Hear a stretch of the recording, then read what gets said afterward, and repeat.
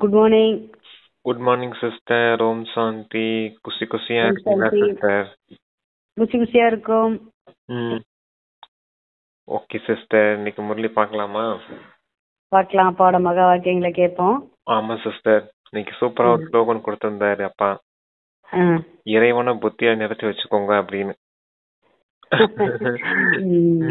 Okay sister, அதை பார்க்கலாம் ஸ்லோகன்ல. சரி, நீங்க வாசிக்கலாம். Okay brother. ம் பாட மகா வாக்கியங்களுக்கு உரிய தேதி 1/2/2025 காலை முரளி பாப்தாதா மதுபன். மாதத்தினுடைய முதல் நாள் இன்னைக்கு.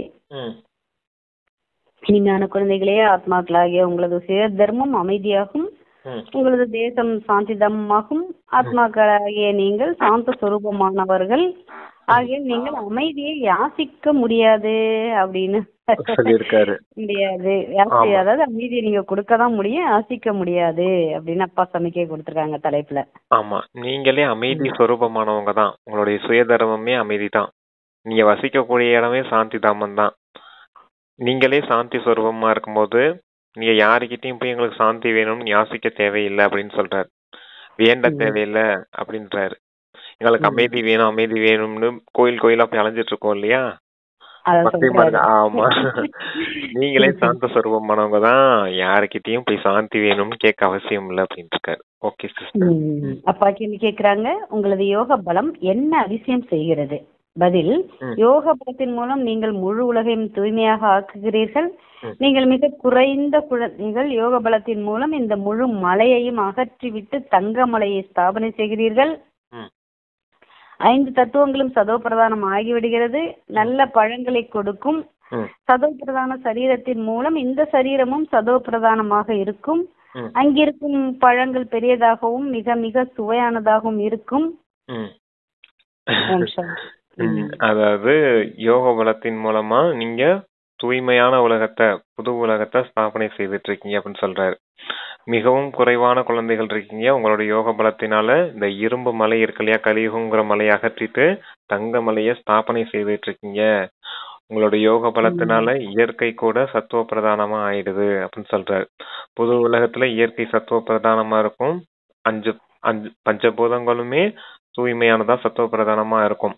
அப்ப அங்க விளையக்கூடிய பழங்கள் கூட மிகவும் சுவையானதாகவும் பெரியதாகவும் இருக்கும் அப்படின்னு சொல்லியிருக்காரு. சரீரம் கூட சத்துவ பிரதானமா இருக்கும், உங்களுடைய சரீரம் கூட அப்படின்னு சொல்லியிருக்காரு. தங்கம், அதாவது இரும்பு மலையை அகற்றுறீங்க, தங்க மலைய உருவாக்குறீங்க. அதாவது அப்பாவோட மகிமையை அப்படியே இன்னைக்கு நமக்கு சொல்லி நம்மள மகிமைப்படுத்திட்டு இருக்கிறாரு. ஆமா. ஓம் சாந்தி. எப்பொழுது ஓம் சாந்தி என்று கூறப்படுகிறதோ அப்பொழுது மிகுந்த குஷி ஏற்பட வேண்டும். என்னில் உண்மையில் ஆத்மாவானது சாந்த சொரூபமானது ஆகும். அதன் சுய தர்மமே அமைதியாகும். இதை பற்றி சன்னியாசிகளும் கூறுகின்றனர். அமைதி என்ற மாலை உங்கள் கழுத்தில் இருக்கிறது. அமைதியை எங்கு வெளியில் தேடுகிறீர்கள்? ஆத்மா இயற்கையாகவே சாந்தி சொரூபமானது. இந்த சரீரத்தில் நடிப்பு நடிக்க வர வேண்டி இருக்கிறது. ஆத்மா சதா சாந்தமாக இருந்தால் பிறகு காரியங்கள் எப்படி செய்யும்? காரியங்கள் செய்தே ஆக வேண்டும். ஆம், சாந்தி தாமத்தில் ஆத்மாக்கள் சாந்தியாக இருக்கும். அங்கு சரீரம் கிடையாது. ஆனால் இதை எந்த சன்னியாசி போன்றவர்களும் புரிந்து கொள்வது கிடையாது. நான் ஆத்மா சாந்தி தாமத்தில் வசிக்க கூடியவன் குழந்தைகளுக்கு புரிய வைக்கப்பட்டு இருக்கிறது. ஆமா, அதாவது ஆத்மாவே சாந்த சொரூபமானதுதான். சன்னியாசிங்க கூட தெரிஞ்சிருக்காங்க அமைதி உங்களுடைய கழுத்து மாலையா இருக்குது அப்படின்னு. அப்புறம் எதுக்கு நீங்க வெளியே போய் அமைதியை தேடிட்டு இருக்கீங்க வெளி உலகத்துல? அப்ப நீங்க அமைதியில இருங்க அப்படின்றதுக்காக சொல்லியிருக்காங்க அவங்க. நீங்க அமைதி சொரூபமானவங்க தான். உங்களுடைய வசிக்கக்கூடிய இடமே சாந்தி தாமம் தான் அப்படின்னு பாபாவும் சொல்றாரு. இந்த விஷயத்த யாருமே தெரிஞ்சுக்கிறது இல்ல, சன்னியாசிங்க கூட தெரிஞ்சுக்கிறது இல்ல. சாந்தி தாமம் நம்மளுடைய வீடு அப்படிங்கிறது. Okay sister. பிறகு புரிய வைக்கப்படுகிறது, சாந்திதாமம் நமது தேசமாகும். பிறகு நாம் சுகதாமத்திற்கு வந்து நடிப்பை நடிக்கிறோம். பிறகு ராவண ராஜ்யத்தில் துக்கம் ஏற்படுகிறது. இது 84 பிறவிகளின் கதையாகும்.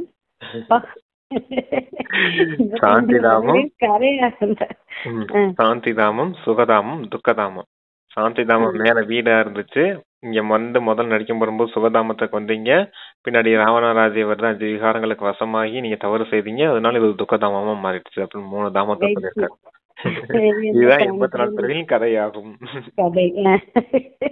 கதைன்னு சொல்லியே நமக்கு அந்த உண்மையை வந்து கதை கதைன்னு சொல்லியே நமக்கு வந்து ஒரு ஆர்வப்படுத்தி உள்ளர போய் தாரணை ஆயிடுச்சு. ஆமா, கதையின் வெறும் கதைன்னு சொல்லக்கூடாது, அது அமரக்கதை, அமரர்களா ஆகக்கூடிய கதை. பகவானின் மகா வாக்கியம் அர்ஜுனனுக்காக இருக்கிறது அல்லவா? நீ உனது ஜென்மங்களை பற்றி அறியவில்லை, ஒருவரை மட்டும் ஏன் கூறுகின்றாய்? ஒருவரை மட்டும் ஏன் கூறுகின்றாய்? ஏனெனில் ஒருவருக்குத்தான் உத்தரவாதம் கொடுக்கலாம். இந்த ராதாகிருஷ்ணருக்கு உத்தரவாதம் இருக்கிறது அல்லவா? ஆக இவர்களுக்குத்தான் கூறுகிறார்கள். இதை தந்தையும் அறிவார், குழந்தைகளும் அறிவீர்கள். அனைத்து குழந்தைகளும் 84 பிறவிகள் எடுக்கக்கூடியவர்கள் கிடையாது. சிலர் இடையில் வருவர், சிலர் கடைசியில் வருவர். இவருடையது நிச்சயிக்கப்பட்டதாகும்.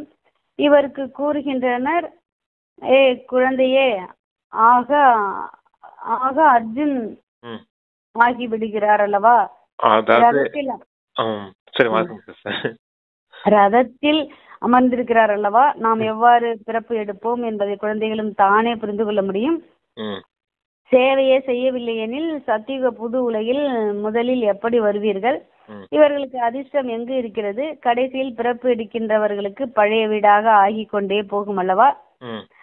நான் இவருக்காக கூறுகின்றேன், அவருடையது நிச்சயமானது என்று நீங்களும் கூறுகிறீர்கள். புரியுதா பிரதர் உங்களுக்கு? புரியுது சிஸ்டர். அது கிருஷ்ணனுடைய போட்டோ இருக்கு இல்லையா? கிருஷ்ணன் அர்ஜுனனுடைய ரதத்துல அமர்ந்து அர்ஜுனனுக்கு ஞான உபதேசம் கொடுத்ததா விஷயம் இருக்குது இல்லையா?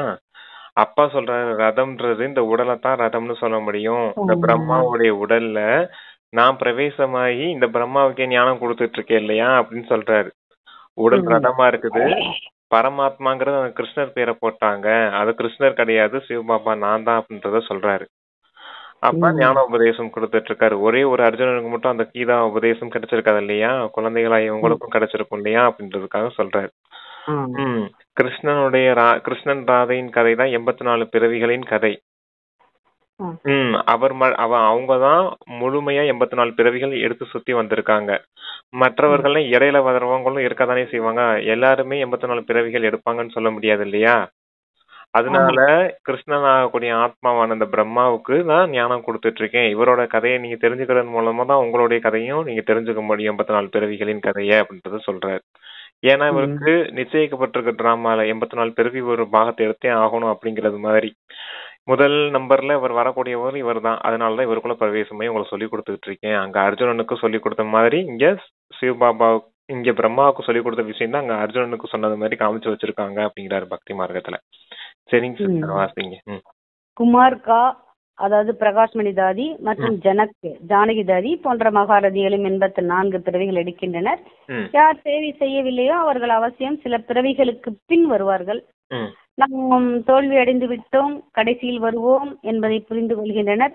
பள்ளியில் ஓட்ட பந்தயத்தில் ஓடி எல்லை வரை சென்று விட்டு பிறகு மீண்டும் திரும்பி வருவார் அல்லவா?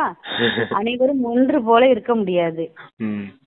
அதாவது நம்ம ஓட்டப்பந்தயம் வைக்கிறோம்னா இங்க இருந்து நேரா போய் அங்க கோட்டை தொட்டுட்டு மறுபடியும் பின்னாடி ஓடி வந்து மறுபடியும் இங்க இருக்க கோட்டை தொடணும். அப்பதான் பிரைஸ் கொடுப்பாங்க, அப்பதான் ஜெயிச்சன்னு சொல்ல முடியும். அதே போல இங்க இருந்து சாக்கார உலகத்துல இருந்து மேல சாந்திதாமன்ற எல்லை கோடை போய் தொட்டுட்டு மறுபடியும் சுகதாமத்துக்கு வரணும், சாக்கார உலகத்துக்கு திரும்பி வரணும். ஆனா இது பழைய உலகமா இருக்குது. பழைய உலகத்துல இருந்து விடுபட்டு நம்ம சாந்திதாமம் நம்ம வீட்டுக்கு போறோம். சாந்திதாமம் போயிட்டு சுகதாமம் வரும்போது இது புது உலகமா மாறி இருக்கும் அப்படின்னு சொல்றாரு. ஏன்னா அதுக்குள்ள இங்க விநாசம் ஆயிடும் இல்லையா? நம்ம ஓடிட்டு வர்றதுக்குள்ள இங்க விநாசம் ஆயிடும் அப்படின்னு சொல்றாரு. அதான் 84 பிறவிகளின் சக்கரம் அப்படின்னு சொன்னார் இல்லையா? அது பிரகாஷ்மணி தாதி ஜானகி தாதி கூட 84 பிறவிகள் இருக்கிறாங்க இங்க முரளில சொல்லிருக்காரு பாருங்க. ஓகே சிஸ்டர், சரி வாசிங்க. ஒன்று போல இருக்க முடியாது, பிறகு மீண்டும் திரும்பி வருவார் அல்லவா? அனைவரும் ஒன்று போல இருக்க முடியாது. போட்டியில் சிறிதளவு காலின் வித்தியாசம் ஏற்பட்டுவிடும். முன்ன பின்ன இருக்கும் இல்லையா? அது உசைன் போல்ட்டுக்கு சொல்லுவாங்க. 2 பேரும் ஓடி வந்துட்டே இருப்பாங்களாம். உசைன் போல்ட் மட்டும் ஜெயிச்சதா சொல்லுவாங்க. ஏன்னா அவர் ஒரு மைக்ரோ செகண்ட்ஸ்க்கு முன்னாடியே ஓடி வந்திருப்பாரு. ஒரு செகண்டோடைய அருமை உசைன் போல்ட்டுக்கு மட்டும் தான் தெரியும் அப்படின்னு சொல்லுவாங்க. ஒரு செகண்ட்ல அந்த நெஞ்ச நிமித்திட்டு அந்த தொற்றுவாராம். அதனால அவங்கள ஃபர்ஸ்ட் பிரைஸ் கொடுத்துருவாங்க உசைன் போல்ட்டுக்கு. அந்த மாதிரி எல்லாம் விஷயம் இருக்குது. அதான் அப்ப இங்க காலோட உதாரணம் சொல்றாரு. வரிசை கிரமத்துல வந்துருவீங்க, வேகமா ஓடுங்க அப்படின்றதுக்காக சொல்றாரு. கவனம் இருக்கணும். ஆமா. போட்டியில் 4 இன்ச் வித்தியாசம் ஏற்பட்டு விடும் பொழுது முன்னேறி வருகின்றனர். இதுவும் குதிரை பந்தயமாகவும், அஸ்வம் என்றால் குதிரை, ரதமும் குதிரை என்று கூறப்படுகிறது. மற்றபடி பிரஜாபிதா தட்சன் யாகம் வளர்த்தார், அதில் குதிரைகளை அர்ப்பணித்தார் என்று கூறுவது போன்ற விஷயம் ஏதும் இல்லை. பிரஜாபிதா தக்ஷன்றது ஒரு அசுரன். அவன் யாகம் வளர்த்துறான். அங்க அஸ்வம்லாம் தியாகம் செய்து அஸ்வத்தெல்லாம் அங்க பலியிட்டான் அப்படின்றது இல்ல.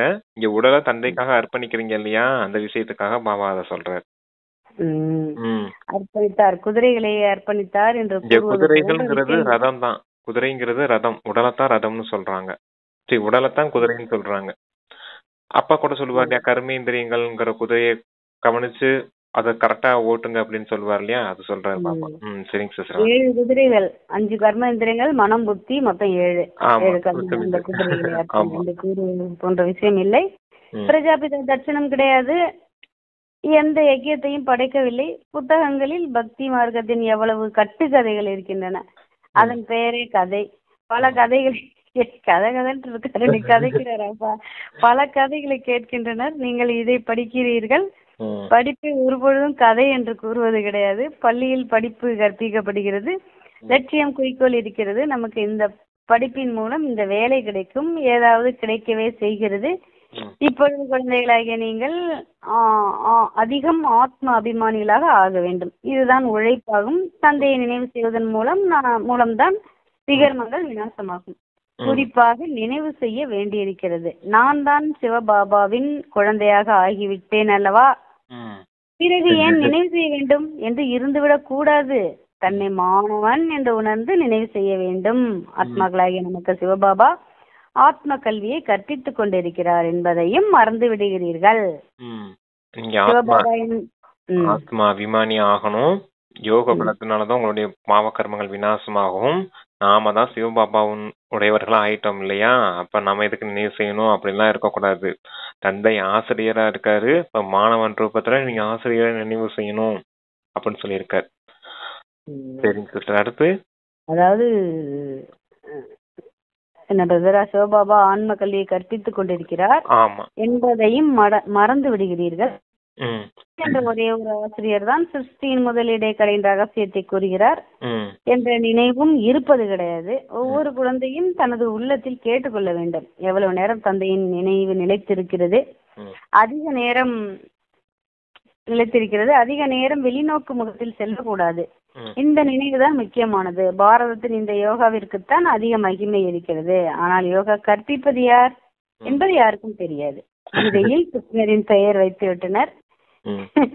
இப்போது கிருஷ்ணரை நினைவு செய்வதன் மூலம் ஒரு பாவமும் கூட அழியாது, ஏனெனில் அவர் சரீரதாரி ஆவார். 5 தத்துவங்களால் ஆக்கப்பட்டிருக்கிறது. அதை நினைவு செய்வது என்பது மண்ணை நினைவு செய்வது போன்றது ஆகும். 5 தத்துவங்களை நினைவு செய்வதாகும். சிவபாபா அசரீரியாக இருக்கிறார், அதனால்தான் அசரீரியாகுங்கள், தந்தையாக என்னை நினைவு செய்யுங்கள் என்று கூறுகின்றார். சொல்லுங்க பிரதர். ராஜயோகம் கற்பிக்கிறேன்னு சொல்லியிருக்காரு. ராஜயோகம் கற்பிக்கிறது சிவபாபா தான், கிருஷ்ணர் கிடையாது. அங்க கிருஷ்ணர் பேரை போட்டுட்டாங்க அப்படின்னு சொல்றாரு. உங்களை நான் ராஜாவாக்குறேன் இந்த ராஜயோக கல்வியின் மூலமா அப்படின்னு அப்பா சொல்ற விஷயத்த அங்க அப்படியே தான் கீதையில எழுதியிருக்காங்க. ஆனா கிருஷ்ணர் கிடையாது, உங்களுக்கு ராஜயோகம் கல்வியை கற்பிச்சவர் அப்படின்னு சொல்றாரு. அந்த சரீரதாரியை நினைவு செய்தீங்கன்னா உங்களுக்கு எந்த ஒரு பாவகர்மமும் அறியாது. அதுவே மண்ணான பொம்மை, மண்ணை நினைவு செய்து என்ன செய்ய போறீங்க அப்படின்றத சொல்றாரு பாபா. அப்ப அதை நினைவு செய்யறதுனால எந்த ஒரு பாவ கர்மம் அழியாது. ஆனா சிவபாபா அசரீரியா இருக்காரு, அதனாலதான் நீங்க அசரீரியாகி சிவபாபாவை நினைவு செய்தீங்கன்னா உங்களுடைய பாவ கர்மங்கள் அழிக்கப்படும் அப்படின்னு சொல்றாரு அப்படின்னு சொல்லியிருக்காரு. விஷயம் இருக்குது இல்லையா. ஆமா, சாக்கார சரீரத்தை நினைக்கிறதுனால எந்த ஒரு பாவக்கரமும் அழிய போறது இல்ல. அசரீரியான தந்தை, நிராகார தந்தை நினைவு செய்யறதுனாலதான் பாவக்கர்மங்கள் அழியும் அப்படின்னு சொல்லியிருக்காங்க. Okay sister. பதித்த பாவனனே என்று கூறுகிறீர்கள் எனில் அவர் ஒருவராகி விடுகிறார் அல்லவா. கீதையின் பகவான் யார் என்று யுக்தியாக கேட்க வேண்டும். படைக்கக்கூடிய பகவான் ஒரே ஒருவராகத்தான் இருக்க முடியும். ஒருவேளை மனிதன் தன்னை பகவான் என்று கூறிக்கொண்டாலும் நீங்கள் அனைவரும் என்னுடைய குழந்தைகள் என்று ஒரு பொழுதும் கூற மாட்டார். அப்படியே நடக்கட்டும், அல்லது ஈஸ்வரன் சர்வவியாபி என்றுதான் கூறுவார். நானும் பகவான் தான், நீங்களும் பகவான் தான், எங்கு பார்த்தாலும் நீயாகத்தான் தென்படுகிறாய், கல்லும் நீதான் என்று கூறி விடுகின்றனர். நீங்கள் என்னுடைய குழந்தைகள் என்று கூற முடியாது, இவ்வாறு தந்தை தான் கூறுகிறார். அவங்களால சொல்ல முடியாது குழந்தைகள் நம்மள. ஆமா, பகவான் நீ ஒண்ணு நானும் ஒண்ணு, ஒன்ன மாதிரிதான் நானும் பகவான் நீயும் பகவான் சொல்லிடுறாங்க. நான் தந்தை ஒருவன் என்னாலதான் சொல்ல முடியும். அப்பா வந்து நமக்கு சமைக்க கொடுக்குறாங்க. ஆமா, இனிமையான குழந்தைகள்னு என்னால மட்டும்தான் சொல்ல முடியும், மற்ற எந்த மனிதர்களாலையும் சொல்ல முடியாது அப்படின்னு சொல்றாரு. ஏன்னா அவங்க நான் கடவுள் அப்படின்ற கொள்கையில இருக்காங்க மனிதர்கள் எல்லாமே. இறைவன் சர்வ வியாபியா இருக்காரு, எனக்குள்ளையும் இருக்காரு உனக்குள்ளையும் இருக்காருன்னு சொல்லி வச்சிருக்காங்க. அதனால அப்படித்தான் சொல்லுவாங்க. என்னுடைய குழந்தைகள் நீங்க எல்லாரும் அப்படின்னு யாரும் சொல்ல முடியாது. பகவான் இறை தந்தைன்னு சொல்றாங்க. அப்ப இறைவன் தந்தையா இருக்கும் போது மற்றவர்கள்லாம் குழந்தையா தானே இருக்கணும். அப்ப மனிதர்கள் தங்களை பகவான் சொல்லிக்கிறாங்கன்னா மற்றவங்க எல்லாம் குழந்தைகளா தானே இருக்கணும். எந்த அர்த்தத்துல நான் கடவுள்னு சொல்லிட்டு இருக்காங்கன்னு புரியல அப்படிங்கிறாரு அவரு. சரி சிஸ்டர். முஸ்லிம்களை யாராவது என்னுடைய செல்லமான குழந்தைகளே என்று யாராவது கூறினால் அடித்து விடுவர். அடுத்து இவ்வாறு ஒரே ஒரு பாரலௌகீக தந்தை மட்டுமே கூற முடியும். வேறு யாரும் கிறிஸ்டின் முதலீடை கடையின் ஞானத்தை கொடுக்க முடியாது. நிராகார தந்தையை தவிர வேறு யாரும் 84 பிறவிகளின் ரகசியத்தை புரிய வைக்க முடியாது. அவரது உண்மையான பெயர்ச்சியும் அவருக்கு மனிதர்கள் எண்ணிலடங்கா பெயர்களை வைத்து விட்டனர். பல மொழிகள் உள்ளன. ஆக அவரவர்களது மொழியில் பெயர் வைத்து விட்டனர். மும்பையில் பபுல்நாத் என்று கூறுகின்றனர். ஆனால் அவர்கள் பொருள் புரிந்து கொள்வது கிடையாது. மக்களை மலராக ஆக்கக்கூடியவர் என்பதை நீங்கள் புரிந்து கொள்கிறீர்கள். பாரதத்தில் சிவபாபாவிற்கு ஆயிரக்கணக்கில் பெயர்கள் இருக்கின்றன. பொருள் அறிந்து கொள்வது கிடையாது. தந்தை குழந்தைகளுக்கு தான் புரிய வைக்கின்றார். அதிலும் தாய்மார்களை பாபா அதிகம் முன்னால் வைக்கிறார். இன்றைய நாட்களில் பெண்களுக்கு மகிமை இருக்கிறது. ஏனெனில் தந்தை வந்திருக்கின்றார் அல்லவா. தந்தை தாய்மார்களின் மகிமையை உயர்வாக்குவார். நீங்கள் சிவசக்தி சேனைகள், நீங்கள் தான் சிவபாபாவை அறிவீர்கள். சத்தியமானவர் ஒரே ஒருவர் ஆவார். சத்தியம் என்ற படகு ஆடும் அசையும் ஆனால் மூழ்காது என்று பாடப்பட்டிருக்கிறது. சொல்லிடலாம். பபுல்நாத்னு சொல்லியிருந்தாரு இல்லையா, அதான் பபுல்நாத்னு சொல்றாங்க. பேரோடைய அர்த்தம் கூட அவங்களுக்கு தெரியறதில்ல. முற்களை எல்லாம் மலராக்கக்கூடியவர். எது முள்ளு எது மலர்னு கூட தெரியாது அவங்களுக்கு. 5 விகாரங்கள் தான் முள். அந்த முள்ளிலிருந்து தந்தை மலராக ஆக்குறார் அப்படின்னு சொல்றாரு. அடுத்து தாய்மார்களின் மகிமை இருக்குது. இன்றைய காலத்துல பெண்களுக்கு கூட மகிமை இருக்குது இல்லையா. அதனாலதான் தாய்மார்கள் தலையில அப்பா ஞானத்தின் கலசத்தை வச்சிருக்கேன் அப்படின்னு சொல்லியிருக்காரு. சத்தியத்தின் படகு ஆடும் அசையும் ஒருபோதும் மூழ்காது அப்படின்னு சொல்லியிருக்காரு. Okay sister. அப்ப அசத்தியத்தின் படகு ஆடாத அசையாது நேரா போய்கிட்டே இருக்கும், ஆனா ஒரே அடியா மூழ்கி விடும் அப்படின்னு இருக்காரு. சத்தியமான தந்தை என்ன சொல்றாரோ அதன்படி கேட்டு நடக்கணும் அப்படின்னு சொல்றாரு. Okay sister. எந்த ஒரு காரணம் எல்லாமே தந்தையின் மகிமை எல்லாமே ஒரு காரணத்துக்காக உருவாக்கப்பட்ட பேர் தான். பபுல்நாத்தா இருக்கட்டும், மற்றபடி இந்த காம தகனீஸ்வரர் அப்படின்னு எல்லாம் பேர் இருக்குது இல்லையா, விஸ்வநாத், அந்த மாதிரி விஷயங்கள் எல்லாமே அப்பா நமக்கு செய்த ஞானத்தின் மூலமா, நமக்கு செய்த அலங்காரம், நமக்கு செய்த உபதேசங்கள் மூலமா உருவாக்கப்பட்ட அந்த காரண பேர் அவருக்கு. அந்த காரியம் அவர் செய்ததுனால அவருக்கு உருவான அந்த பேர் தான் அப்படிங்கறத சொல்றாரு. Okay sister. பபுல்நாத், போலோநாத், விஸ்வநாத். பபுல்நாத்னா மலர் முட்களை வந்து மலராக்கக்கூடியவர். போலோநாத்னா கள்ளங்கபடம் இல்லாதவர். விஸ்வநாத்னா உலகத்துக்கு அதிபதி. ஆமா. ஆக நீங்கள் சத்தியமானவர்கள் புது உலகை ஸ்தாபனை செய்து கொண்டு இருக்கிறீர்கள். மற்றபடி பொய்யான படகுகள் அனைத்தும் அழிந்துவிடும். நீங்களும் இங்கு ராஜ்யம் செய்யக்கூடியவர்கள் கிடையாது. நீங்க அடுத்த பிறவியில் வந்து ராஜ்யம் செய்வீர்கள். இது மிகவும் குப்தமான விஷயமாகும். இதை நீங்கள் தான் அறிகிறீர்கள். இந்த பாபா கிடைத்திருக்காவிடில் எதையும் அறியாமல் இருந்திருப்பீர்கள். இப்பொழுது அறிந்திருக்கிறீர்கள். வேற அப்பதான் பிரதர் முடியுது. அப்படியா? சரி, ஓகே. அதாவது ராவண ராஜ்யம் இது ஒண்ணும் உங்களுடைய ராஜ்யம் கிடையாது. ராமராஜ்யம் தான் உங்களுடைய ராஜ்யம். அடுத்த பிறவில தான் உங்களுக்கு ராஜ்யம் இருக்குது. இந்த பிறவிலையும் நீங்க ராஜ்யம் செய்யணும்னு நினைக்காதீங்க அப்படின்றாரு பாபா தான். சங்கம் யுகத்திலே நமக்கு தெரிஞ்சு போயிடும் நம்ம எப்படி இப்ப இருக்கிறோமோ அதே தான் நம்ம சத்தியுகத்துல இருப்போம். அந்த மாதிரி நம்ம புருஷார்த்தம் வந்து நமக்கே செல்ஃபா நம்ம தெரிஞ்சுக்க முடியும் அதுல. ஆமா, ஆகிக்க முடியும். இருந்தாலும் முயற்சி நாம செய்யணும். பாபாவும் உதவி செய்வார் நம்மளுடைய குணங்களை மாத்திக்கிறதுக்காக. சரிங்க சிஸ்டர். அவருடைய உதவியில நம்மளால எதுவுமே செய்ய முடியாது. அப்ப எப்பவுமே தந்தையின் கையை விடாம இருந்தீங்கன்னா அவரே உங்களை கூட்டிட்டு போய் உயர்ந்த பதவியில உட்கார வச்சிருவார். சரிங்க சிஸ்டர். நினைவுதான். அவருடைய நினைவிலேயே எல்லா காரியம் செய்யும்போது தந்தையின் கையை விடாம இருக்கிறதுனா என்ன அப்படின்னா அவருடைய நினைவு தான். எப்பவும் அவருடைய நினைவு, அவருடைய வாழ்றது, அவருடைய இருக்கிறது தான்.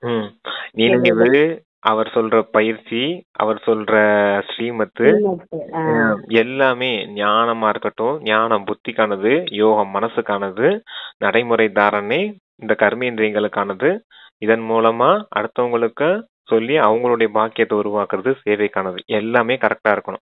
எதையும் விடக்கூடாது. வெறும் நினைவுன்னு யோகத்துல மட்டும் அமர்ந்துடக்கூடாது. நடைமுறை தாரணை நாங்க ஒண்ணு இருக்குது. ஞானத்தையும் நல்ல தாரணை செய்து மற்றவர்களுக்கு சொல்ல வேண்டிய விஷயமும் இருக்குது. எல்லாமே பக்காவா இருக்கணும். ஞானம் வந்து மனசுக்கானது, யோகம் வந்து ஞானம் வந்து புத்திக்கானது. ஞானம் புத்திக்கானது. புத்தியிலதான் அப்பா ஞான ரத்தினங்கள் நிரப்புவாரு. யோகம் மனசுக்கானது. தாரணை கர்மேந்திரியங்களுக்கானது. அதன் மூலமா உருவான சேவை மற்றவர்களுக்கானது. மற்றவர்களுக்கு இதெல்லாம் சொல்லி ஞானம் குணம் சக்தி எல்லாத்தையும் தாரணை செய்து மற்றவர்களுக்கு சொல்லும் போது அது சேவை ஆயிடுது. Okay sister. இவர் யுதிஷ்டர் ஆவார். யுத்த மைதானத்தில் குழந்தைகளை நிறுத்தக்கூடியவர். இவர்கள் அஹிம்சாதாரிகள் ஆவர். மனிதர்கள் சண்டையிடுவதுதான் இம்சை என்று நினைக்கின்றனர்.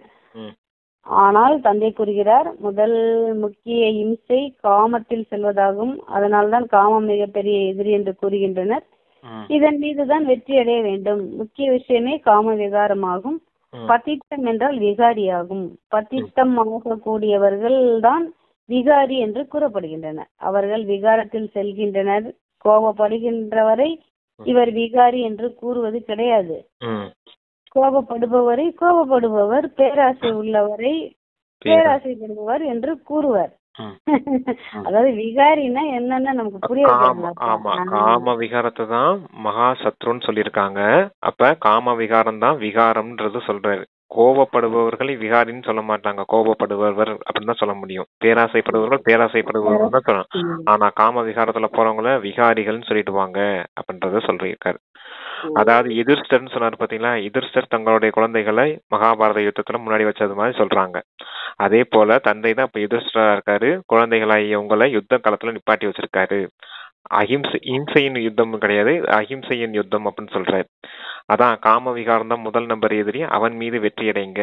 நீங்க காமத்தை ஜெயிச்சிட்டீங்க, உலகத்தையே ஜெயிச்சிட்டீங்கன்னு சொல்லுவார். சரி, அது போலதான் சொல்றாரு. காமம் தான் விகாரி, விகாரம் அப்படின்றத சொல்றாரு. மற்றதும் விகாரங்கள் தான். ஆனா எல்லாத்தையும் விட மிக மோசமான விகாரம் இந்த காம விகாரம் அப்படிங்கிறாரு. சரிங்க சிஸ்டர். தேவதைகள் விகாரமற்றவர்கள் என்று கூறப்படுகின்றனர். தேவதைகள் பேராசையற்றவர்களாக, பற்றற்றவர்களாக, விகாரமற்றவர்களாக இருப்பர். அவர்கள் ஒருபொழுதும் விகாரத்தில் செல்ல மாட்டார்கள். விகாரம் என்று குழந்தை எப்படி பிறக்கும் என்று உங்களிடத்தில் கேட்கின்றனர். அவர்களே விகாரமற்றவர்கள் என்று ஏற்றுக்கொள்கிறீர்கள் அல்லவா? அந்த உலகமே விகாரமற்ற உலகமாகும். துவாபர கலியுகம் விகாரி உலகமாகும். தன்னை விகாரி என்றும் தேவதைகளை விகாரமற்றவர்கள் என்றும் கூறுகின்றனர் அல்லவா? நாமும் விகாரிகளாக இருந்தோம் என்பதை நீங்கள் அறிவீர்கள். இப்பொழுது இவர்களை போன்று விகாரமற்றவர்களாக ஆகி கொண்டிருக்கிறோம். இந்த லட்சுமி நாராயணனும் கூட நினைவு பலத்தின் மூலம் இந்த பதவி அடைந்திருக்கின்றனர். மீண்டும் அடைந்து கொண்டு இருக்கின்றனர். நாம் தான் தேவி தேவதைகளாக இருந்தோம். நாம் கல்பத்திற்கு முன்பு இவ்வாறு ராஜ்யம் அடைந்திருந்தோம். எதை இழந்தோமோ அதை மீண்டும் அடைந்து கொண்டிருக்கிறோம். சொல்லுங்க. அதாவது அந்த விகாரங்கள், அதாவது தேவதைகளை சம்பூர்ண நிர்விகாரின்னு சொல்றாங்க. அப்ப அவங்க நிர்விகாரியா இருந்திருக்காங்க இல்லையா, விகாரமற்ற உலகத்துல இருந்திருக்காங்க. ஆனா இங்க நீங்க கேக்குறீங்க, என்ன சொல்றாரு, விகாரங்கள் இல்லைன்னா எப்படி குழந்தை பிறக்கும்னு கேக்குறீங்க அப்படின்னு சொல்றாரு. அதனாலதான் விகாரிகள், இது விகாரிகளின் உலகம். இது துவாபர யுகம் கலியுகத்துலதான் விகாரி உலகம் சொல்றது. சத்தியுகம் திரேதாயுகம் விகாரமற்ற உலகம். அங்க யோக பலத்தாலதான் குழந்தைகள் பிறக்கும். அதனாலதான் தந்தை இங்க யோகா செய்ய வைக்கிறார் நம்மள. Okay sister. அது இது விகாரி உலகம், அது விகாரமற்ற உலகம் அப்படின்னு சொல்லியிருக்காரு. Okay sister. அடுத்து இந்த சிந்தனை மட்டுமே புத்தியில் இருந்தால் குஷி ஏற்படும். ஆனால் இந்த நினைவை மாயை மறக்க விட்டு விடுகிறது. உங்களால் நிலையான நினைவில் நிலைத்திருக்க முடியாது என்பதை பாபா அறிவார். குழந்தைகளாகி நீங்கள் உறுதியானவர்களாகி நினைவு செய்து கொண்டே இருந்தால் விரைவில் கர்மாதித்த நிலை ஏற்பட்டுவிடும் மற்றும் ஆத்மா திரும்பி சென்று விடும். ஆனால் அவ்வாறு கிடையாது. முதல் நம்பரில் செல்லக்கூடியவர் இவர் ஆவார். பிறகு சிவபாபாவின் ஊர்வலம் நடைபெறும். திருமணத்தின் பொழுது தாய்மார்கள் மண் பானையில் தீபம் ஏற்றி எடுத்து செல்வார்கள் அல்லவா? இது அடையாளமாகும். சிவபாபா என்ற நாயகன் சதா சுடர் விட்டு கொண்டிருக்கும் தீபம் ஆவார். மற்றபடி நமது தீபம் ஏற்றப்பட்டிருக்கிறது. இங்கிருக்கும் விஷயத்தை பிறகு பக்தி மார்க்கத்தில் கொண்டு சென்று விட்டனர். நீங்கள் யோக பலத்தின் மூலம் தனது தீபத்தை ஏற்றுகிறீர்கள். யோகா மூலம் நீங்கள் தூய்மையாக ஆகிறீர்கள். ஞானத்தின் மூலம் செல்வம் கிடைக்கிறது. படிப்புதான் வருமானத்திற்கு வழி என்று கூறப்படுகிறது. சொல்றீங்களா பிரதர்? ஆமா, அந்த திருமணத்தின் போது தாய்மார்கள் என்ன செய்வாங்க, மண்பானையில தீபத்தை ஏற்றி ஊர்வலமா எடுத்துட்டு போவாங்களாம். அது போல சிவபாபாவின் ஊர்வலம் இங்க நடக்க போது சிவபாபா எரிந்து கொண்டிருக்கும் ஜோதியா இருக்காரு. அவர் ஜோதியா முன்னாடி போவாரு, பின்னாடி நாமளும் நம்மளுடைய ஜோதிய இப்ப ஏத்திக்கிட்டு போகணும் அப்படின்றத சொல்றாரு. முதல்ல அணைஞ்சு போயிருந்துச்சு ஜோதி, அதாவது அணையிற நிலைமையில இருந்துச்சு. தந்தை இப்ப மீண்டும் அதை எரிய வச்சிருக்காரு. இது ஞானத்தின் விஷயம். அப்படியே பக்தி மார்க்கத்துல அப்படியே அந்த திருமணத்தின் ஊர்வலமா ஆக்கியிருக்காங்க அப்படின்னு சொல்றாரு. Okay sister. தீபத்தை ஏற்றுகிறார்கள். படிச்சுட்டேன் இல்லையா? படிப்பு தான் வருமானத்திற்கு வழி என்று கூறப்படுகிறது அல்லவா? யோக பலத்தின் மூலம் நீங்கள் பொதுவாக முழு உலகையும், குறிப்பாக பாரதத்தை தூய்மையாக ஆக்குகிறீர்கள். முழு உலகம்னா ஏது எல்லாம் தான் தண்ணிக்குள்ள போயிருமே, இப்ப பாரதம் மட்டும் தானே இருக்கும். அதை தூய்மையாக ஆக்குகிறீர்கள். இதில் கன்னிகைகள் மிகவும் நன்றாக உதவியாளர்களாக ஆக முடியும். சேவை செய்து உயர்ந்த பதவி அடைய வேண்டும். வாழ்க்கையை வைரம் போன்று ஆக்கிக் கொள்ள வேண்டும். குறைந்தது கிடையாது. தாய் தந்தையை பின்பற்றுங்கள் என்று கூறப்படுகிறது. தாய் தந்தை மற்றும் நெருக்கமான சகோதர சகோதரிகளை பாருங்கள். அப்பா, இன்னைக்குதான் சகோதர சகோதரிகளை பாருங்கள்னு வந்திருக்கு. அது கன்னிகைகளுக்கு, புதுசா வந்தவங்களுக்கு, முயற்சி செஞ்சு 10 வருஷம் 20 வருஷம் ஆனவங்களுக்கு எல்லாம் ஃபாலோ பிரம்மா பாபா தான். புதுசா ஆரம்பத்துல வராங்க இல்லையா, அவங்க நெருக்கமான சகோதர சகோதரிகளை பாருங்க. இவங்களை போல நாமளும் ஆகுன்ற லட்சியம் அவங்களுக்கு இருக்கும். ஆனா நம்ம நாள் கடந்துருச்சு, 10 வருஷம் ஆயிருச்சு அப்படின்ற மாதிரி இருந்துச்சுன்னா பிரம்மா பாபாவை ஃபாலோ பண்ணணும். ஏன்னா புருஷார்த்தம் அதிகமாயிருக்கும். அப்ப தீவிர முயற்சி செய்யணும். ஏன்னா அந்த சமயம் 10 வருஷம் ஆனதுக்கு அப்புறம் மற்ற சகோதர சகோதரிகளை பார்த்தா இவங்களே குறைவுள்ளவர்கள் தான் இருக்காங்க, அப்ப நம்மளும் எதுக்கு முயற்சி செஞ்சுட்டு இருக்கணும் அப்படிங்கிற மாதிரி என்ன வந்துடும். அதுக்கப்புறம் தான் பிரம்மா பாபா எப்படி சம்பூர்ண நிலையை அடைஞ்சாரு, அப்ப அதே போல நாமளும் ஆகுன்ற அடுத்த லட்சியத்தை மாத்திக்கணும். அதுக்காக 10 வருஷத்துக்காக வெயிட் பண்ணிக்கிட்டு இருக்கணும்னு இல்லை. உங்களுக்கே தெரியும் இல்லையா, தாரணை ஆயிடுச்சு அப்படின்றப்ப தெரியும் இல்லையா, அதுக்காக தான் ஃபாலோ பிரம்மா பாபான்னு அப்பா வச்சிருக்காரு. மற்ற சகோதர சகோதரிகளை பார்க்காதீங்க அப்படின்னு. ஆனா இன்னைக்கு சொல்லியிருக்காரு, கன்னிகைகளுக்கு, ஆரம்பத்துல வரவங்களுக்கு நீங்க சகோதர சகோதரிகள் நெருக்கமானவர்களை பாருங்க, அவங்கள போல நீங்களும் முயற்சி செய்யுங்க அப்படிங்கிறதுக்காக சொல்லியிருக்காரு. Okay sister. புதுசா வர குழந்தைங்க, ஆமா, குமார குமாரிகள் புதுசா வராங்களே அவங்க. குழந்தைகளை நீங்கள் கண்காட்சிகளிலும் புரிய வைக்க முடியும். உங்களுக்கு 2 தந்தைகள் உள்ளனர், லௌகீகம் மற்றும் பாரலௌகீகம். இதில் உயர்ந்தவர் யார்? உயர்ந்தவர் கண்டிப்பாக எல்லையற்ற தந்தை ஆவார் அல்லவா? ஆஸ்தி அவரிடமிருந்து அடைய வேண்டும். இப்பொழுது ஆஸ்தியை கொடுத்து கொண்டிருக்கின்றார். உங்களுக்கு உலகிற்கு எஜமானர்களாக ஆஸ்திங்கும் எனக்கு ஞாபகம் இருக்குது. அன்னைக்கு கிளாஸ்ல ஒருத்தவங்க கேட்டாங்க, ஆஸ்தி எடுக்கிறோம்னா ஆஸ்தின்னா என்ன, எப்படி எடுக்கணும் அப்படின்னு கேட்டாங்க. அதான் கேட்டாங்க. அது பிறகு உலகிற்கு எஜமானர்களாக ஆக்கி கொண்டிருக்கின்றார். பகவானின் மகா வாக்கியம், உங்களுக்கு ராஜயோகம் கற்பிக்கிறேன், பிறகு நீங்கள் அடுத்த பிறவியில் உலகிற்கு எஜமானர்களாக ஆவீர்கள். தந்தை ஒவ்வொரு கல்பத்திலும் பாரதத்தில் வந்து பாரதத்தை மிகவும் செல்வந்த தேசமாக ஆக்குகின்றார். நீங்கள் இந்த படிப்பின் மூலம் உலகிற்கு எஜமானர்களாக ஆகிறீர்கள். அந்த படிப்பின் மூலம் என்ன கிடைக்கும்? இங்கு நீங்கள் 21 பிறவிக்கு வைரம் போன்று ஆகிறீர்கள். அந்த படிப்பில் இரவு பகல் வித்தியாசம் இருக்கிறது. இங்கு தந்தை, ஆசிரியர், குரு ஒரே ஒருவர் தான். ஆக தந்தையின் ஆஸ்தி, ஆசிரியரின் ஆஸ்தி மற்றும் குருவின் ஆஸ்தி அனைத்தையும் கொடுக்கின்றார். தந்தையின் ஆஸ்தி என்னன்னா, தந்தை குழந்தைகளுக்கு கொடுக்கக்கூடியது 21 பிறவி சொர்க்கத்தின் ஆஸ்தி. அந்த ஆஸ்தி இருக்குது. தந்தை நமக்கு ஞானம், அதாவது ஆசிரியரா வந்து நமக்கு கொடுக்கக்கூடியது படிப்பு, ஞானத்தின் ஆஸ்தி. சத்குரு நமக்கு கொடுக்கக்கூடியது அந்த ஸ்ரீமத் வரதானங்கள்லாம் இருக்கு இல்லையா, யோகத்துக்கான ஆஸ்தி. அத சொல்றாரு அப்பா. இப்படி ஒவ்வொருத்தவங்ககிட்டயும் ஒவ்வொரு ஆஸ்தி இருக்குது, அதை எடுத்துக்கணும் அப்படின்னு சொல்றாரு. நண்பன் கிட்ட என்ன இருக்கும்? அது ஸ்நேகம் இருக்கும் இல்லையா, காதலன் கிட்ட உண்மையான அன்பு இருக்கும். இப்படி ஒவ்வொரு சம்பந்தத்துக்கும் ஒவ்வொரு ஆஸ்தி இருக்குது, அதெல்லாம் எடுத்துக்கணும் நீங்க முழுமையா அப்படின்ற. அதான் சர்வ சம்பந்தங்களையும் தந்தையோடு இணைங்க அப்படின்னு சொல்லியிருக்காரு. ஓகே சிஸ்டர், நீங்க வாசிங்க. இப்பொழுது கூறுகின்ற அனைத்தையும் மறக்க வேண்டுமா? ஆஸ்தி மற்றும் குருவின் ஆஸ்தி அனைத்தையும் கொடுக்கின்றார். தேக சகிதமாக அனைத்தையும் மறக்க வேண்டும் என்று தந்தைக்கு இப்பொழுது கூறுகிறார். நீங்கள் இறந்து விட்டால் உலகம் இறந்துவிடும். தந்தையின் தத்தெடுக்கப்பட்ட குழந்தைகளாக ஆகிவிட்ட பின்பு வேறு யாரை நினைவு செய்வீர்கள்? மற்றவர்களை பார்த்தாலும் பார்க்காதது போன்று இருங்கள். மற்றவர்கள்லாம் ஞானத்துல வராதவங்கள. ஆமா, மற்ற தேக சகிதமா இருக்காங்க இல்லையா, அவங்கள நீங்க எல்லாத்தையும் மறக்கணும். மறந்துதான் தந்தையை ஆத்மான்னு நீங்க உங்களை ஆத்மான்னு புரிஞ்சு தந்தையை நினைவு செய்யணும். தந்தைகிட்ட இருந்து ஆஸ்தி அடைய முடியும். மற்ற தேகதாரிகள் நினைச்சிருந்தீங்கன்னா எப்படி நீங்க ஆத்மான்னு உணர்வீங்க? உங்களை தேகம் நினைச்சாதான் மற்ற தேகதாரிகள் நினைவு வருது அப்படின்னு சொல்றாரு. அதான் மற்றவர்கள் எல்லாம் மறந்துடுங்க அப்படின்னு சொல்றாரு. Okay sister. இங்க வந்து நமது வீட்டிற்கு செல்ல வேண்டும், பிறகு இங்க வந்து நடிக்க வேண்டும் என்பது புத்தியில் இருக்கிறது. இது புத்தியில் இருந்தாலே அதிக குசி ஏற்படும். குழந்தைகள் தேக உணர்வை விட்டுவிட வேண்டும். இந்த பழைய பொருளை இங்கு விட்டுவிட வேண்டும். இப்பொழுது திரும்பி செல்ல வேண்டும். நாடகம் முடிவடைகிறது. பழைய உலகம் எரிய ஆரம்பித்து விட்டது. அப்பயே சொல்லிட்டாரு, அந்த 2 வருஷத்துல எரிய ஆரம்பித்து விட்டது. குருடனின் வம்சம் குருடர்களாக அஞ்ஞான நித்திரையில் தூங்கி கொண்டிருக்கின்றனர். நீ கேட்டீங்க இல்லையா அஞ்ஞானிகள் அப்படின்னு, அதான் சொல்லியிருக்காரு. குருடர்களின் வம்சம் அஞ்ஞான உறக்கத்தில் உறங்கி கொண்டிருக்கிறார்கள். அதாவது அங்க குருடர்கள் காமிச்சது கௌரவர்கள் தான் அஞ்ஞானியாகளா இருந்தாங்க. அங்க திருதராஷ்டிரன் வந்து கண்ணு தெரியாதவரா இருந்தார் இல்லையா, அது ஸ்தூலமான கண்ணு கிடையாது, ஞானத்தின் கண். அந்த ஞானம் இல்லாதவர்களின் தான் அப்படி குருடர்கள்னு சொல்றாரு அப்பா. அவங்கதான் உறங்கிக்கிட்டு இருக்காங்க. இப்ப உலகம் விநாசமாக போகுதுன்னே தெரியாம உங்களுக்கு ஞானம் கிடைச்சிருச்சு, இப்ப நீங்க முயற்சி செஞ்சு போகணும் அப்படின்றது சொல்ற. டிராமா முடிஞ்சிருச்சு அப்படிங்க. டிராமாவே முடிஞ்சிருச்சு.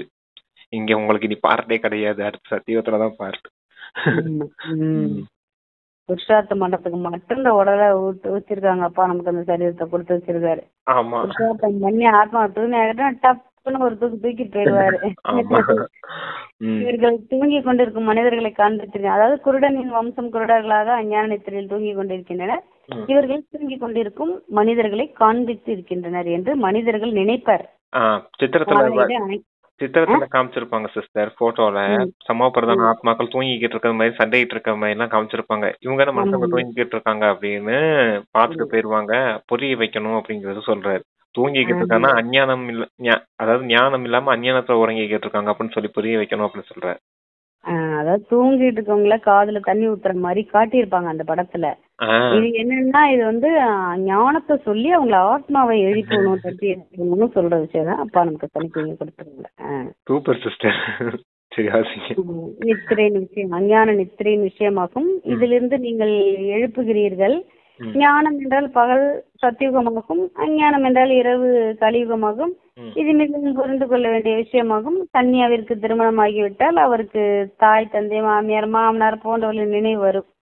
அவர்களை மறக்க வேண்டியிருக்கும். இப்படி கூட ஜோடியாக வாழ்கின்றனர். அவர்கள் சன்னியாசிகளுக்கும் கூறுகின்றனர், நாங்கள் கணவன் மனைவியாக இருந்தும் ஒரு பொழுதும் விகாரத்தில் செல்வதே கிடையாது. ஞான அன்பு நடுவில் இருக்கிறது. அப்பாவோட ஞானம். தூய்மையாக இருங்கள் என்பதுதான் தந்தையின் கட்டளை. ரமேஷ் உஷாவை பாருங்கள். முரளிலே வந்திருக்க ரமேஷ். ஆமா, ரமேஷ் பாயும் உஷா தீதியும் 2 பேரும் தான் கணவன் மனைவியா தான் இருந்தாங்க. ஆனா தூய்மையா வாழ்ந்திருக்காங்க. அவங்கதான் அந்த சன்னியாசி, அவங்கள போல இருக்கவங்க தான் சன்னியாசி என்று சொல்லியிருக்காங்க. நாங்க இல்லறத்துல இருந்தாலும் தூய்மையா வாழ்றோம் அப்படின்றத சொல்லுங்க அப்படின்னு சொல்றாரு. அவங்களுக்கும் சிவபாபாவுடைய அறிமுகத்தை கொடுங்க அப்படின்றதுக்காக சொல்லியிருக்காரு. உஷா தீதினா இப்ப இருக்காங்க இல்லையா மதுபன்ல, அவங்களா? எனக்கு அது தெரியல சிஸ்டர். ஆனா உஷா தீதின்ற பேர் வந்திருக்கு, அது தெரியும். ஆனா இப்ப உஷா தீதி இருக்காங்களான்னு தெரியல எனக்கு. உஷா தீதி இருக்காங்க. ஆமா, சரி, ஓகே. அசரீரி பயிற்சி பத்தி அழகா சொல்லுவாங்க. சூப்பரா அவங்க நினைக்கிறேன். சரிங்க சிஸ்டர், எனக்கு தெரியல ஆனா கரெக்டா. ஆனா ரமேஷ் பாயும் உஷா தீதியும் வந்து அங்க பிரம்ம பாபாக்கு காலத்துல இருக்கும் போதே நல்ல அங்க ஒரு மகாரதியா இருந்தவங்க. இப்ப இடையில அவ்யத்தவாணியில கூட வந்துருந்துச்சு தெரியுமா உங்களுக்கு? 3 சகோதரர்களை பத்தி சொல்லிருந்தாரு. நிர்வேர் பாயி, ரமேஷ் பாயி, இன்னொன்னு யாரையோ ஒருத்தர சொல்லியிருந்தாரு. அந்த பிரிஜ்மோகன் பாய் 3 பேரையும் சேர்த்து சொல்லியிருந்தாரு இல்லையா? அது அந்த ரமேஷ் பாய்ன்றது இவர் தான். இவர் தான் மம்மா கூடவே இருந்தார். மம்மா சரீரம் விடும் போது மம்மாவுக்கு ஹாஸ்பிட்டல்ல கூட்டிட்டு போய் சேவை செய்ததால இந்த ரமேஷ் பாய் தான். அப்படியா? சரி, ஓகே சிஸ்டர், நீங்க வாசிங்க. ரமேஷ் உஷாவை பாருங்கள். ஒரு பொழுதும் பத்தித்தமாகவில்லை. ஒருவேளை நாம் பத்தித்தமாகிவிட்டால் 21 பிறவிக்கு ராஜ்யம் அழிந்துவிடும், திவால் ஆகிவிடுவோம் என்ற பயம் இருக்கிறது. கந்தர்வ விவாகம் என்ற பெயர் இருக்கிறது. தூய்மை இழந்துட்டோம்னா திவால் ஆயிடுவோம் 21 பிறவிக்கு அப்படின்ற நினைவு இருக்குது, அதனாலதான் தூய்மையா இருக்கீங்க அப்படின்னு சொல்றாரு. கணவன் மனைவிக்கு சொல்லுங்க பிரதர். கணவன் மனைவிக்கு இடையில ஞானத்தின் அம்பு இருக்குது அப்படின்னு சொல்றாரு. ஞானத்தின் அம்புன்னா என்னது? நினைவின் கூர்மை. 2 பேரும் ஆத்மாங்கிற உணர்வு இருக்குது. ஆத்மா உணர்வுல இருந்தாதான் சத்தியுகத்துல உயர்ந்த பதவி அடைய முடியும், இல்லாட்டினா திவால் ஆயிடுவோம்னு புரிஞ்சு வச்சிருக்கீங்க அப்படிங்கிறாரு.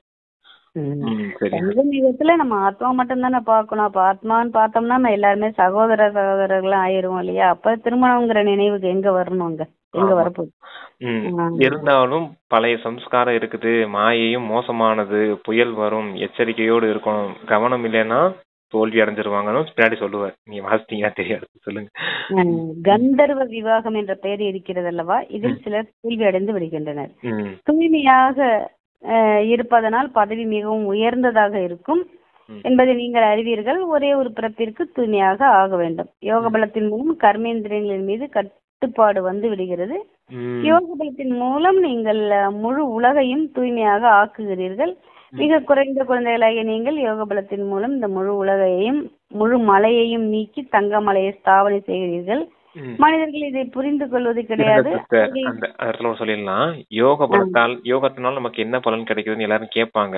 அப்ப இங்க சொல்லிருக்கா இருப்பாங்க, யோக பலத்தினால உங்களுடைய கர்மேந்திரியங்கள் கட்டுப்படுத்த முடியும் அப்படின்னு சொல்லிருக்கா இருப்பாருங்க.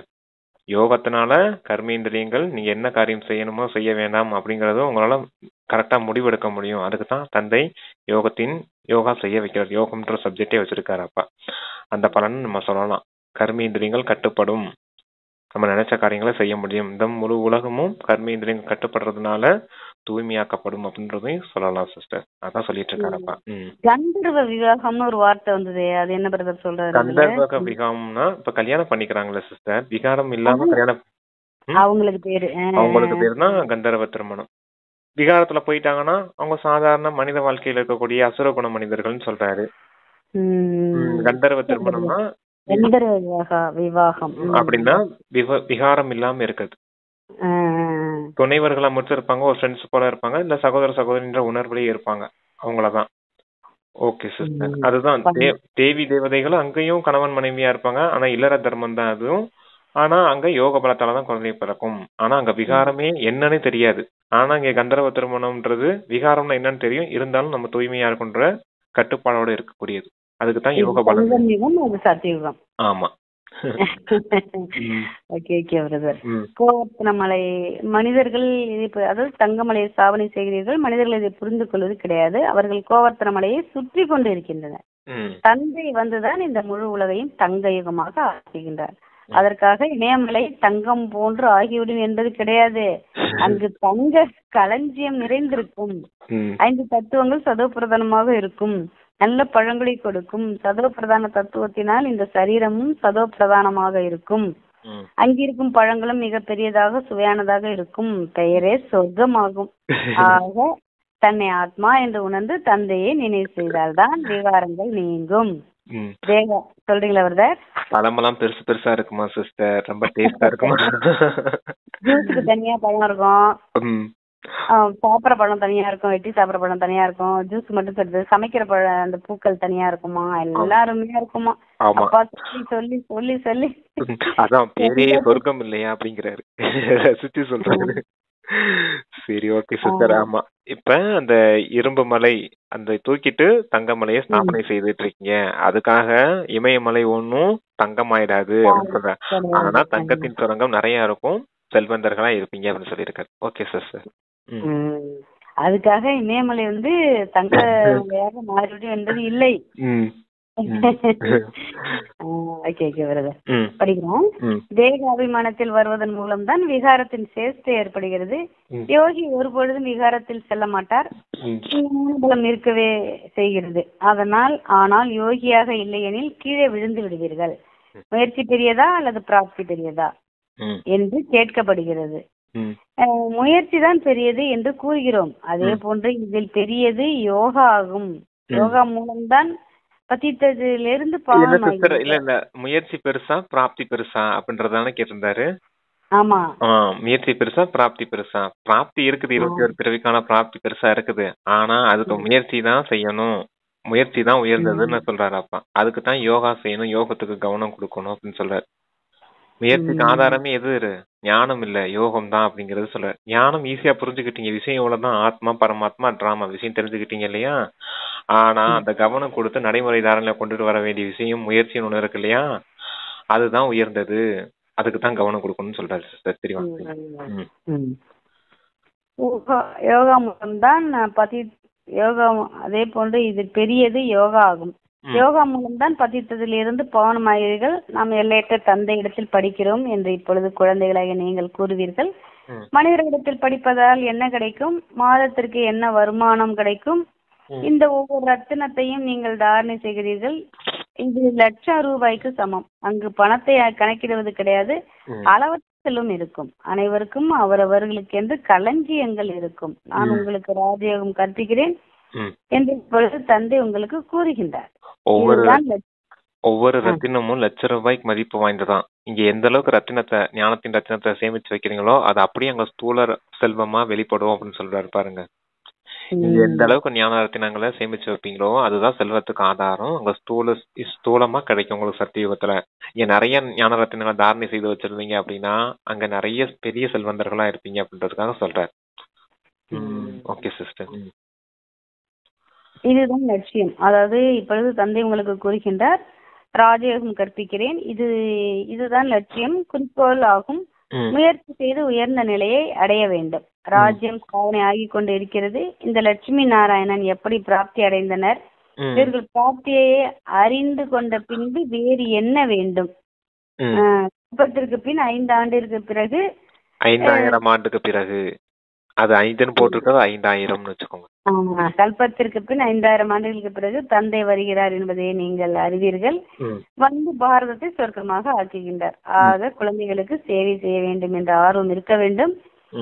எதுவரை யாருக்காவது வழி காட்டவில்லையோ உணவு சாப்பிட மாட்டேன், இந்த அளவிற்கு ஆர்வம் உற்சாகம் இருக்கும் பொழுதுதான் உயர்ந்த பதவி அடைய முடியும். அச்சா முரளி நிறைய. ஆமா சிஸ்டர், இதனாலதான் நம்ம காலையிலேயே முரளி கிளாஸ் வச்சிடறோம். என்ன சொல்லியிருக்காரு அப்படின்னா, ஞானத்தை யாருக்காவது கொடுக்காம, யாருக்காவது வழிகாட்டாம நான் சாப்பிட மாட்டேன் அப்படின்னு உறுதியோடு இருக்கவங்க தான், சேவையில ஆர்வம் உடையவங்க தான் உயர்ந்த பதவி அடைய முடியும் அப்படின்னு சொல்லியிருக்காரு. Okay sister. இனிமேலும் இனிமையாக தேடி கண்டெடுக்கப்பட்ட செல்ல குழந்தைகளுக்கு தாய் தந்தையுமான பாப்தாதாவின் அன்பு நினைவுகள் மற்றும் காலை வணக்கம். ஆன்மீக குழந்தைகளுக்கு ஆன்மீக தந்தையின் நமஸ்தே நமஸ்தே. அது வந்து ஜானகி தாதியும் அப்படிதான் இருப்பாங்களாம்.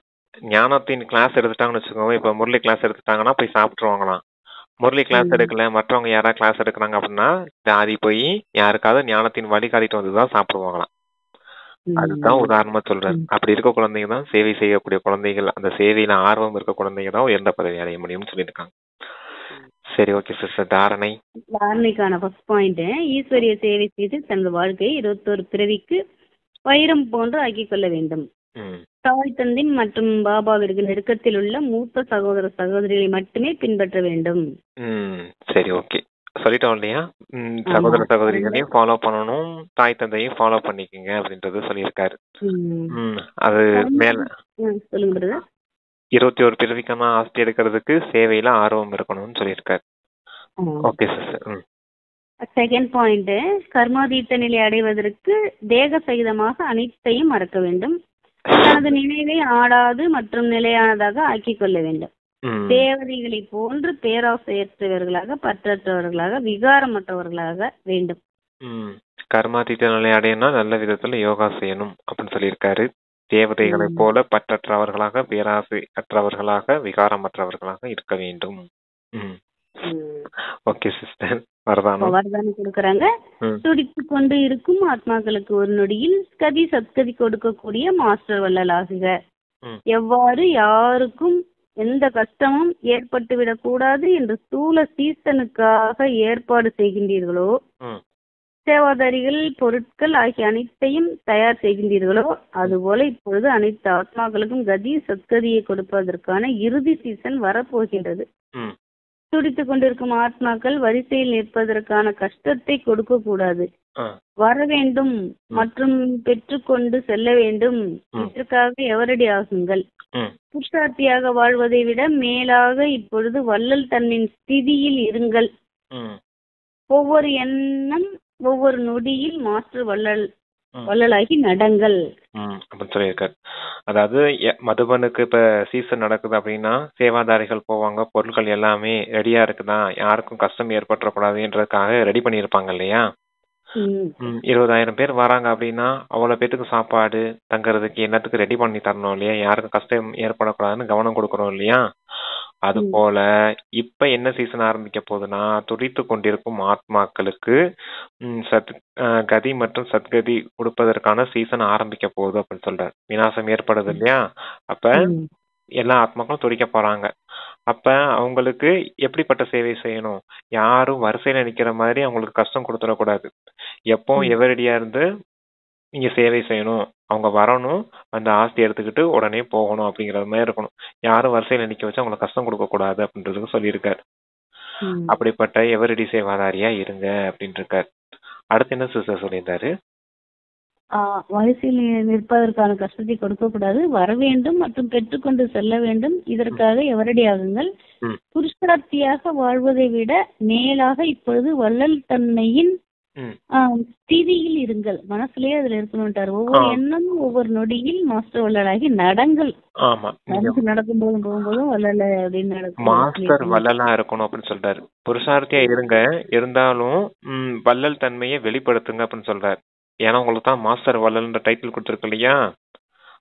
வள்ளலா இருந்து எல்லாருக்கும் கொடுக்கக்கூடிய சேவை செய்யுங்க அப்படின்னு சொல்றாரு. கொடுக்கக்கூடியவர்களை தான் தேவதா அப்படின்னு சொல்லுவார் அப்பா. வள்ளல் தன்மை நிறைந்தவர்கள், ஒவ்வொரு எண்ணமும் ஒவ்வொரு நொடியும் அந்த மாஸ்டர் வள்ளல் அப்படிங்கிற ரூபத்திலே இருங்க, அந்த ஸ்திதி மாறக்கூடாது அப்படின்னு சொல்லியிருக்காரு சிஸ்டர். ஓகே. அப்பா சொல்றாங்க, இறைவனை புத்தியில் நிறைத்து வைத்துக் கொண்டீர்கள் என்றால் அனைத்து பிராப்திகளும் வந்தேன் எனது பிரபுவே என்று வந்து விடுமா. இறைவனை புத்தியில் நிறைத்து வைத்துக் கொண்டால் அனைத்து பிராப்திகளும் வந்தேன் பிரபுவே என்று வந்துவிடும். என்னென்ன பிராப்திகள் இருக்குது, ஞானம், குணம், சக்தி, ஆசீர்வாதங்கள், குஷி, என்னென்ன பொக்கிஷங்கள் இருக்குது. பிராப்திகள்னா என்ன, உயர்ந்த பலன்கள். தந்தைய புத்திய நிறைச்சு வச்சிருந்தோம்னா அந்த உயர்ந்த பலன்கள் எல்லாமே இந்தா வந்தேன் பிரபுவே அப்படின்ற நமக்கு கட்டளைக்கு கீழ்ப்படிஞ்சு வந்துரும் அப்படின்னு சொல்றாரு. அதுதான் உயர்ந்த பலன்கள் அப்படின்னு. 21 பிறவிக்கான ஆஸ்தி நினைக்கும் போது குஷி வந்துருது இல்லையா, தந்தையின் சேவை செய்யும் போது ஆசீர்வாதங்கள் கிடைக்குது இல்லையா, அப்படி ஒவ்வொன்றும் ஒவ்வொரு பலன்கள் இருக்குது இல்லையா. அதான் இறைவனை புத்தியில் நினைச்சு வச்சிருந்தீங்கன்னா எப்பவும் அந்த பிராப்திகள் உங்களுக்கு அடிமையாகி வந்துரும் அப்படின்னு சொல்றாரு. எஸ் பாஸ் அப்படின்னு சொல்லுவார் இல்லையா பாபா, அதே போல உங்க பிராப்திகள்லாம் எஸ் பாஸ் சொல்லி உங்க பின்னாடி வந்துரும். Okay sister. சூப்பரா இருக்கு. அவ்வியக்த சமிக்கை கொடுத்திருக்காங்க. ஏகாந்த பிரியர் ஆகுங்கள், ஒற்றுமை மற்றும் ஏகாக்கிரதாவை தனதாக்குங்கள். ஏகாந்த பிரியர் அதாவது தனிமையில இருக்கிறதுக்காக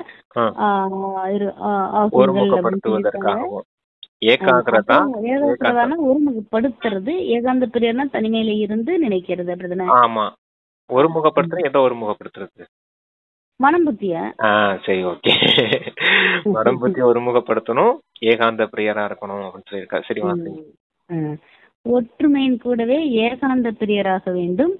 யாருடைய உத்தியோகம் அநேக பக்கங்களில் இருந்து துண்டிக்கப்பட்டு இருக்குமோ மற்றும் ஒருவருக்கு மட்டும் பிரியமானவராக இருப்பாரோ அவரே ஏகாந்த, இந்த பின்னாடி வந்துருச்சு, அவரே ஏகாந்த பிரியராக இருப்பார். ஒருவர் மீது பிரியம் கொண்டிருக்கும் காரணத்தினால் ஒருவருடைய நினைவில் மட்டும் இருக்க முடியும். ஏகாந்த பிரியர் என்றால் ஒருவரை தவிர வேறு யாரும் இல்லை என்பதாகும். சர்வ சம்பந்தங்கள் சர்வ ரசனைகளை ஒருவரிடம் இருந்து பெறக்கூடியவர்கள் தான் ஏகாந்த பிரியராக முடியும். ஆமா, ஒற்றுமை மற்றும் ஏகாந்த பிரியர். ஒற்றுமைங்கிறது மனம் புத்தி ஒற்றுமையா இருக்கணும், ஒருமுகப்பட்டிருக்கணும். ஏகாந்தம் ஆமா, அது ஏகாகிரதா. அடுத்து ஏகாந்தம், ஒருவரை தவிர எனக்கு வேற யாரும் இல்லை அப்படிங்கிற நினைவு. புத்தி பல விஷயங்கள் அலைஞ்சிட்டு இல்லாம ஒருத்தர் பக்கமாவே இருக்குது. அன்பு புத்தின்னு அப்பா சொல்லுவார் இல்லையா, அதான் புத்தி எப்பவும் ஒருவர் மீது மட்டும் அன்பு செலுத்தக்கூடிய புத்தியா இருக்கணும். அதுதான் பிரியமான புத்தி தான் ஏகாந்த பிரியர்கள் அப்படின்னு சொல்லியிருக்காரு. ஏகாந்தம் அப்படின்னா ஒருவர் மீது மட்டும் அன்பு செலுத்தக்கூடியவர்கள். ஒருவர் மீது மட்டும் அந்த அன்பு இருந்துச்சுன்னா அவருடைய நினைவு தானே வந்துகிட்டே இருக்கும் அப்படின்னு சொல்லியிருக்காரு. அவர்களை தான் ஏகாந்த பிரியர்கள்னு சொல்ல முடியும். ஒருவரை அத சர்வ சம்பந்தங்கள் மற்றும் ஒரே ரசனையின் விஷயத்துல இருக்கக்கூடியவங்கள தான் ஏகாந்த பிரியர்கள்னு இன்னொரு முறையும் சொல்லியிருக்காரு. அது என்ன சிஸ்டர் சொல்லியிருந்தாரு கடைசியில சம்பந்தங்களுக்கு? அதாவது ஒருவருடைய நினைவில் மட்டும் இருக்க முடியும். ஏகாந்த பிரியர் என்றால் ஒருவரை தவிர வேறு யாரும் இல்லை என்பதாகும். சர்வ சம்பந்தங்கள் சர்வ ரசனைகளை சர்வ சம்பந்தம் சர்வ ரசனைகள் இருந்து பெறக்கூடியவர்கள் தான் ஏகாந்த பிரியர் ஆக முடியும். ரசிக்கணும் அவரை. ஆமா ஆமா, ரசிக்கும் போதுதானே சிஸ்டர் அந்த அதீந்திரிய சுகம் ஏற்படும். அதுதான் என்ன ரசனை அப்படின்னா மனதின் ரசனை. மனம் எப்பவும் அந்த ரசனையிலே மூழ்கி இருந்தாதான் மற்ற பக்கம் அந்த புத்தி கவனம் போகாம இருக்கும். புத்தியும் மனசும் ரெண்டுமே ஒரே பக்கமா இருக்கணும். புத்தி தந்தையின் மீது அன்பு கொண்டு இருக்கணும், மனசு அந்த ரசனையை அனுபவம் செய்துகிட்டே இருக்கணும். அப்பதான் ஆத்மா தூய்மையாகும். தூய்மையானதான் முழு உலகத்துக்கும் எஜமானர் ஆக முடியும் அப்படிங்கறதுக்காக சொல்லியிருக்காரு. முரளியில கந்தர்வ விவாகம் வந்துச்சு. ஆமா, இன்னும் புதுசா வந்தது பிரதர். பெரிய பழைய பழம் கிடைக்குன்னு சொன்னாரு சிஸ்டர் சொர்க்கத்துல. நான் என்ன தெரிஞ்சுட்டு இருந்தோமா, நீங்க சொன்னதுல இருந்து இந்த ஞானம் புத்திக்கானது, யோகம் மனசுக்கானது. அததான் இங்கே சொல்லியிருக்காரு பாருங்களே. புத்திக்கு புத்தி அன்பு புத்தி உடையவரா இருக்கணும் அப்படின்னு சொல்லியிருக்காரு இல்லையா. மனசு அந்த ரசனையிலே மூழ்கி இருக்கணும்னு சொல்லியிருக்காரு பாத்தீங்களா. அதுவும் இந்த விஷயம்தான். கந்தர்வ விவாகம் நல்லா நோட் பண்ணி வச்சுக்கணும். இனிமே வரப்போற குழந்தைங்க திருமணம் சொல்லி சொன்னாங்கன்னா அவங்கள்ட்ட நம்ம மனசுக்குள்ளே சொல்லினா கந்தர்வ விவாகம் இவருன்னு அப்பாவோட நினைச்ச ஆசை எடுக்கிறதுக்காக இவங்க வராங்க அப்படி நம்ம சுபபாவனையோட விட்டுறணும் இல்லைங்களா. இவ்வளவு நாள் நம்ம என்ன நினைச்சாச்சு, என்னடா இப்ப லாஸ்ட்ல போய் கல்யாணம் கொடுக்குறாங்களே அப்படி இப்போ இந்த கந்தர்வ விவாகம் பத்தி தெரிஞ்சுக்கிட்ட பிறகு நம்ம இப்படி இது பண்ணி விட்டுருக்கோம். இப்படி சுபபாவனையா முடிச்சு விட்டுருக்கோம் அப்படின்னு யோசிக்க வேண்டியதுல. ஒவ்வொருத்தவங்களுக்கும் டிராமா படி ஒவ்வொரு பார்ட் இருக்குது. அவங்களுடைய கணக்கு நடக்கும். ஆனா நம்ம சுப சிந்தனையோட அப்படி நினைச்சு விட்டுருவோம். அப்படி இருக்கணும். இல்லன்னா அவங்க கணக்கு வழக்கம் முடிக்க போறாங்க அப்படின்னு புடிச்சுக்கோங்க. ஈஸியா இருக்கும் இல்லையா. இப்ப ஒரு கணவன் மனைவி சேர்றாங்க அப்படின்னா அவங்களுக்கு கணக்கு வழக்கு இருக்குப்பா, அது முடிக்கணும் இல்லையா. முடிக்காம டிராமால இருந்து விடுபட முடியாது இல்லையா. இல்ல பாவ கர்மங்கள் முழுமையா நிறைஞ்சாதான் அந்த குடம் உடைக்கப்படும் அப்படின்னு சொல்லுவாரு இல்லையா. அப்ப முழுமையா அவங்களுடைய பாவ கர்மங்கள் அதிகரிச்சு முடியும் போதுதான் அவங்களுக்கும் இந்த டிராமால இருந்து விடுபடுறதுக்கான வாய்ப்பு இருக்கும். நாம கூட அப்படித்தானே, எப்ப நீங்க தமோ பிரதான நிலையை முழுமையா அடையிறீங்களோ அப்பதான் தந்தையை உங்களுக்கு கிடைப்பாரு அப்படின்னு. அதே போல அவங்களும் முழுமையா தமோ பிரதானம் ஆக வேண்டும், ஆனாதான் தந்தை கிடைப்பார் அப்படிங்கிற விஷயத்த புரிஞ்சுக்கோங்க. டிராமா நன்மை செய்யக்கூடியது, எது நடந்தாலும் அதுல நன்மை இருந்தே இருக்கும். இதுதான் சுபபாவனை. அவங்களுக்கும் நன்மை ஏற்படட்டும் அப்படிங்கிற சுபபாவனை இருக்கணும்.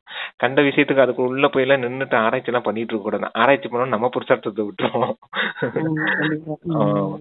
இப்படி வச்சுக்கோங்க. ரொம்ப நெருங்கிய க்ளோஸ் என்னோட ஸ்டூடெண்ட் மேரேஜ்னு கொடுத்தாங்க. படிச்ச பையன் பார்த்து 5 வருஷமா 6 வருஷமா படிச்ச பையனு.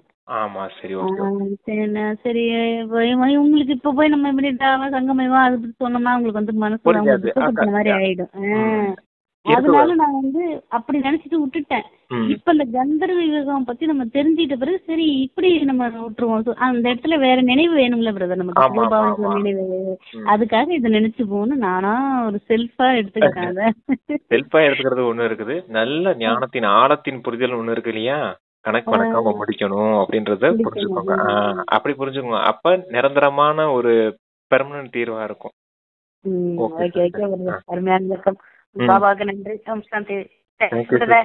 Thank you sister. Om Shanti. Thank you Baba.